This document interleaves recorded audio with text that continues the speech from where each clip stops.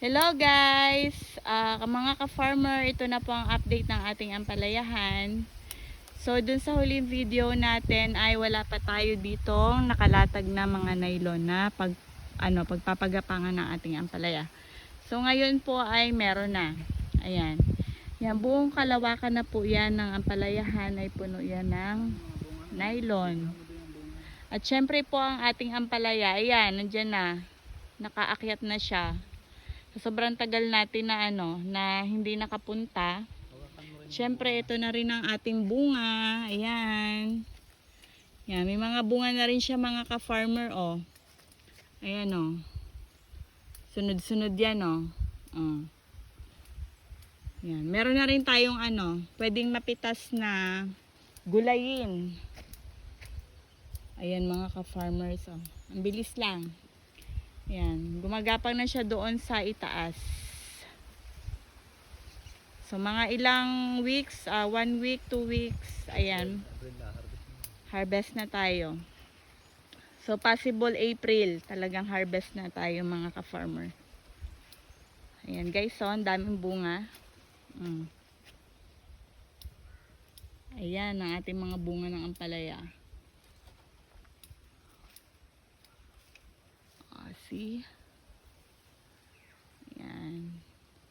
Almost 3 weeks yata tayong hindi nakapunta ng bukid mga ka-farmer. Ayan. Bakit may parang patay na din eh? Binunot mo yun? Sakit. So ayan mga ka-farmer, talagang hindi maiwasan na ang ating mga inatanim na buto ng ampalaya ay hindi nagkaroon ng ng may lalaki, tapos may mga sakit. Kaya sayang ang ating mga tinanim. Ayan. Ito pa guys oh. Mga ilang araw na lang pwede na nang putihin yan. Sa baba. Pwede na nating gulayin yan mga ka-farmers. Hoy, sino sa baba oh. Minulsin ko yung katawan ng mais. Tapos guys, punta tayo sa part dun sa baba. Okay, ayan mo mga ka-farmer oh. Meron tayong drip irrigation dito. Drip hose.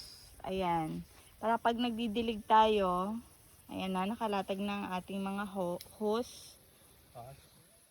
Yan, nakalatag ng ating mga hose. So ilang yan. Lahat ng linya, meron na no. Bali ano to, mga ka-farmer, 20 linya ng ampalayahan tsaka ng na kamatis. Ayan, meron tayong drip hose. Bakit di niwala Leng? Ay, nalipat mong ganon? Nilipat-lipat ko lang at hindi kaya ng pressure ng water. Ganun gayon. Nakala ko naman lahatan na.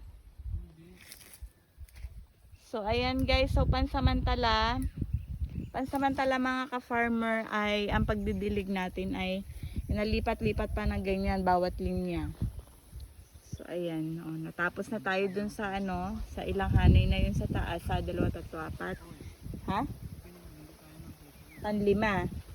So kaya po ganyan mga ka-farmer, isa-isang linya tayo kung magdilig dahil hindi po kinaya ng ating water pump ang pressure.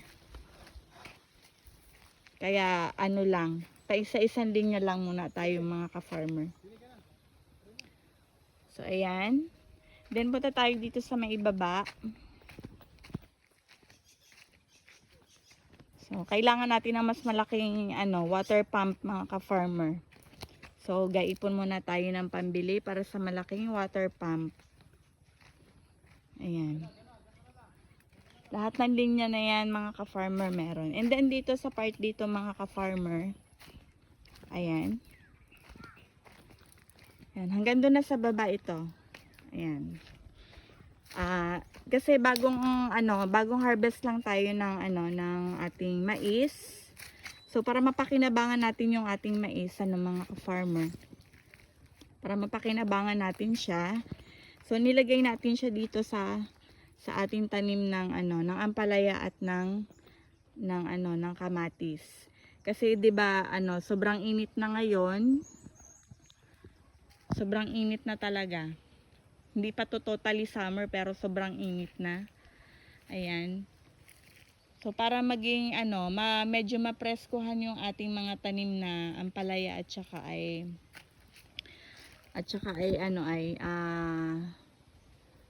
tawag dito, yung ating kamatis.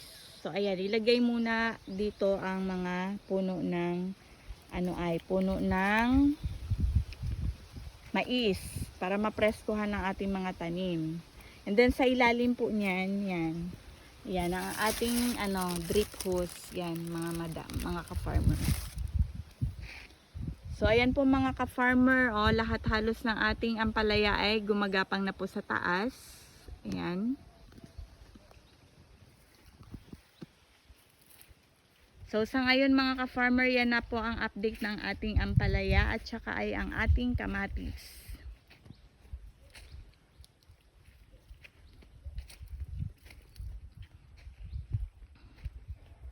Ayan.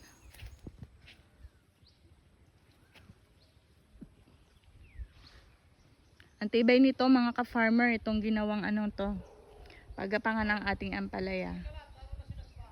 So marami pa po tayong mga tanim na pwede nating itanim dito bago masira ang ating paggapangan. Ayan.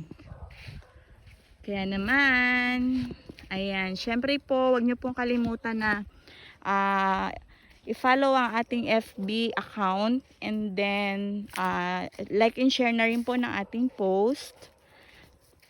Ayan.